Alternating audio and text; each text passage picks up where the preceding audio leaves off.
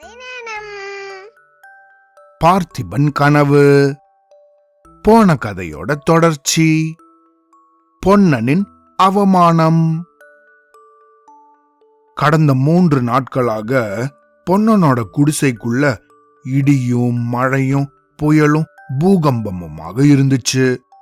நான் செஞ்சது தப்புன்னு தான் 1000 தடவை சொல்லிட்டேனே வள்ளி, மறுபடியும் மறுபடியும் என் மானத்தை வாங்குறியே அப்படின்னா பொன்ன.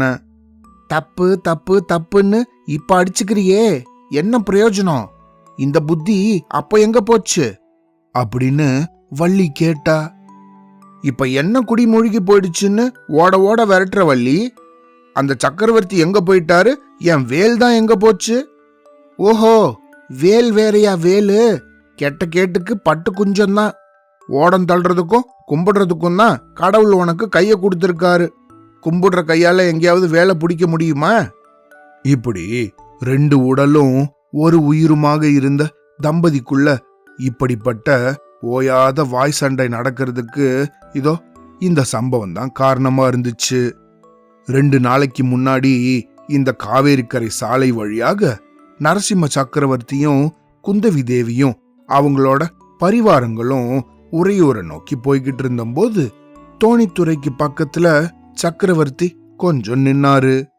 தோணித்துறையையும் காவிரியின் மத்தியில இருந்த தீவையும் அந்த தீவோட பச்சை மரங்களுக்கு நடுவுல காணப்பட்ட வசந்த மாளிகையின் பொற்கலசத்தையும் குந்தவிக்கு காட்டி காட்டி ஏதோ சொல்லிக்கிட்டு இருந்தாரு.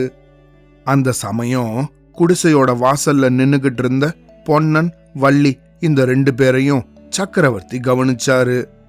அப்படி அவங்கள பார்த்ததும் பொன்னனை அவர் பக்கத்துல வரும்படி சிம்மிங்கை செய்யவும் பொன்னனோ ஓடோடி போனான். மன்னர் பக்கத்துல இப்படி ஓடி போனவனோ கை கூப்பி தண்டம் சமர்ப்பிச்சு பயபக்தியோட கைய கட்டிக்கிட்டு அவர் முன்னாடி நின்னான். சக்கரவர்த்திய பழிக்கு பழி வாங்க போறதாகவும் அவரோட மார்புல தன்னோட வேலை செலுத்த போறதாகவும் அவன் சொல்லிக்கிட்டு இருந்ததெல்லாம் அந்த சமயம் அடியோட மறந்து போயிருந்தான். சக்கரவர்த்தியோட கம்பீர தோற்றமும் அவரோட முகத்துல குடி கொண்டிருந்த தேஜஸும் அவனை அந்த மாதிரி வசீகரிச்சு பணிய செஞ்சிருந்தது. இந்த தோணித்துறையில படகு ஓட்டுறவன் நீதானப்பா அப்படின்னு சக்கரவர்த்தி கேட்கவும் பொன்னனுக்கு தலை கால் தெரியாம போயிடுச்சு. ஆமா மகா சக்கரவர்த்தி பிரபு அப்படின்னு என்ன சொல்றதுன்னு தெரியாம குழற ஆரம்பிச்சான். அதோ தெரியுதே, அந்த வசந்த மாளிகையில தானே அருள்மொழி ராணி இருக்காங்க. ஆமா மகாராஜா. இந்த பாருப்பா, என் குழந்தை குந்தவி தேவி ராணிய பாக்குறதுக்காக சீக்கிரத்துல இங்க வரக்கூடும். ஜாக்கிரதையாக ஓடம் செலுத்திக்கிட்டு போய் அந்த கரையில விடணும், தெரியுமா? அப்படியே ஆகட்டும் சாமி அப்படின்னா பொன்ன. அப்புறம் சக்கரவர்த்தியும் அவரோட பரிவாரங்களும் உறையூரை நோக்கி கிளம்பினாங்க. இதையெல்லாம் வள்ளி குடிசையோட வாசல்ல நின்னபடி அறகுறையாக கேட்டுக்கிட்டு இருந்தா. பொன்னன் திரும்பி வந்தபோது வள்ளியோட முகத்துல எள்ளும் கொள்ளும் வெடிச்சுது. முழு விபரமும் அவங்கிட்ட கேட்டு தெரிஞ்சுக்கிட்டதுக்கு அப்புறம் வள்ளி பலமா சண்டை போட ஆரம்பிச்சிட்டா. சக்கரவர்த்திக்கு பணிஞ்சு மறுமொழி சொன்ன காரணத்தினாலேயே விக்ரம மகாராஜாவுக்கு பொன்னன் துரோகம் செஞ்சிட்டதாக வள்ளி குற்றம் சாட்டினா. உண்ட வீட்டுக்கு ரெண்டகம் செய்யற துரோகி அப்படின்னு அவனை திட்ட ஆரம்பிச்சா. அப்போ அவங்களுக்குள்ள ஏற்பட்ட விவகாரம் 3 நாட்களாக இடைவிடாம நடந்துகிட்டு இருந்தது. வள்ளியோட புலம்பல்களை பொறுக்க முடியாதவனாக அன்னைக்கு மத்தியானம் உச்சி வேளையில பொன்ன நதிக்கரையோரம் போய் நின்னான்.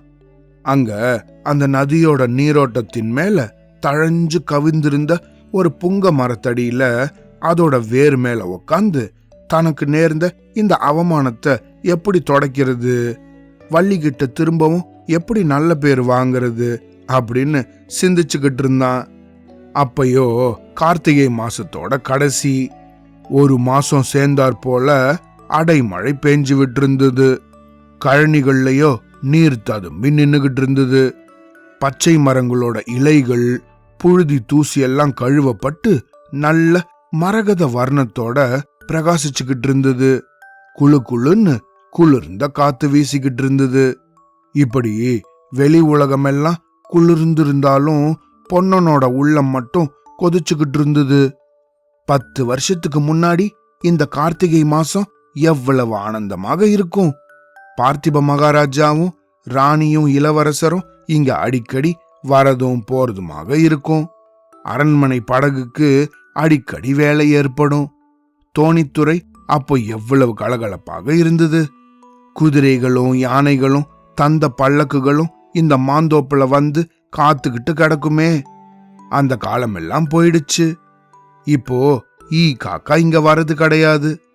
இந்த தோணித்துறைக்கு வந்த கேடுதான் என்ன? பார்த்திப மகாராஜா போர்க்காலத்துல நம்மள விட்டு போனாரு. இளவரசரோ எங்கேயோ கண்காணாத தீவுல தவிச்சுக்கிட்டு இருக்காரு. அருள்மொழி ராணியோ ஓயாம கண்ணீரும் கம்பளையுமா இருக்காங்க. வசந்த மாளிகைக்கு போறவங்களே கிடையாது. ஓடத்துக்கும் அதிகமாக வேலை இல்ல. அந்த சண்டாளம் மாரப்ப பூபதி மட்டும் துரோகம் செய்யாம இருந்திருந்தான்னா இப்ப விக்ரம மகாராஜா சோழ நாட்டின் சிம்மாசனத்துல உக்காந்துருப்பாரு தானே. பல்லவ சக்கரவர்த்தி இங்க ஏன் வரப்போறாரு? வள்ளியும் நம்மள திட்டும்படி ஏன் நேரிட்டு இருக்க போறது? இப்படின்னெல்லாம் பொன்னன் யோசிச்சுக்கிட்டு இருக்கும்போது குதிரை வர சத்தம் கேட்டு திரும்பி பார்த்தான். சாலையோரத்துல பொன்னனோட குடிசைக்கு பக்கத்துல மாரப்ப பூபதி குதிரை மேலிருந்து இறங்கிக்கிட்டு இருந்தான். இதுக்கப்புறம் என்னாச்சுன்னு அடுத்த கதையில கேட்கலாம். சரியா? அவ்வளோதான்.